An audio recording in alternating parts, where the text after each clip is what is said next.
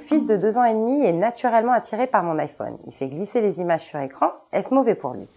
Alors Steve Jobs a eu une intuition remarquable pour nous rendre nos iPhones familiers, c'est de concevoir des interfaces qui correspondent à la sensibilité, à la curiosité des enfants.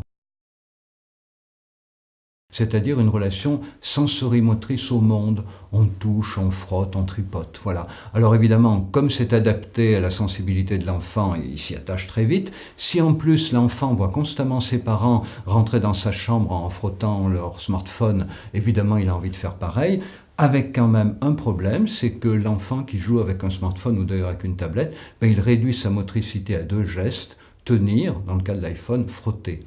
On voit déjà des enfants qui réduisent malheureusement leur complexité manuelle à ce geste-ci, de fermer leurs mains sur le smartphone, et à ce geste-ci, frotter avec l'autre main. Évidemment, c'est très problématique, c'est une vraie amputation de la motricité de l'enfant. Donc le smartphone, oui, pourquoi pas, mais en usage accompagné, avant 3 ans, pour le plaisir de jouer ensemble. Et puis, n'oublions pas que c'est aussi très important de jouer, non pas pour faire travailler l'enfant, mais de jouer vraiment pour le plaisir partagé qu'on a avec lui.